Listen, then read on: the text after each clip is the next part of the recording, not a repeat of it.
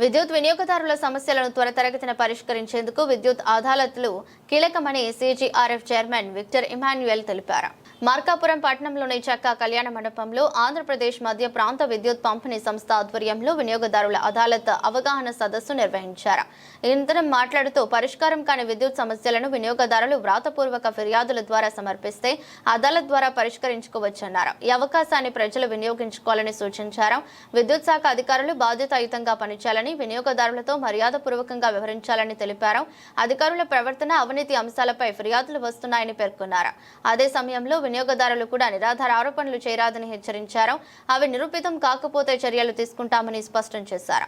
తనిఖీల సమయంలో అధికారులు నిబంధనల మేరకే వివరించాలని, ఇష్టానుసారంగా కేసులు నమోదు చేయరాదన్నారు. గత 2 సంవత్సరాల లోపు సమస్యలను అర్జీల రూపంలో అందిస్తే పరిష్కారం సాధ్యమని తెలిపారు. కార్యక్రమంలో విద్యుత్ శాఖ అధికారులు, సిబ్బంది, వినియోగదారులు పాల్గొన్నారు.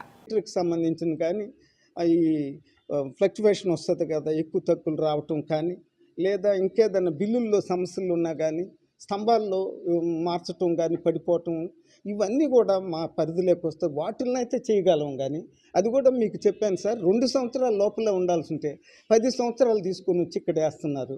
ఇంకోటి ఏంటంటే, సుప్రీంకోర్టులో కేసెస్ ఉంటుంది, దీనికి సంబంధించి హైకోర్టులో ఒకటి ఉంటుంది, జిల్లా కోర్టులో ఒకటి ఉంటుంది, మళ్ళీ మా దగ్గరకు వస్తున్నారు సార్. అవి మాత్రం మా పరిధిలోకి రావు. దయచేసి అది కూడా వేయండి సార్. అది ఒక్కటే మెయిన్. తెలియక చాలామంది వస్తున్నారు, వాళ్ళకి తెలపాలి. మీరు కూడా తెలుపుతారని నేను ఆశిస్తున్నాను.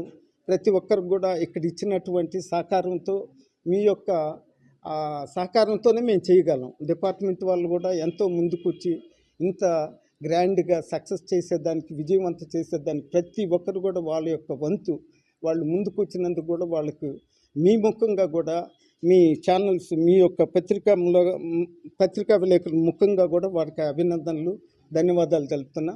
మరీ ముఖ్యంగా ఇక్కడ వచ్చినటువంటి వినియోగదారులు ఎవరైతే నమ్మి ఈ విధంగా చేసుకోవాలి, ఒక అదాలత్తు జరుగుతుంది, సీజీఆర్ఎఫ్ వచ్చిందని వచ్చారు చూడండి, వాళ్ళకు మరీ నేను చాలా ధన్యవాదాలు తెలుపుతున్నాను సార్.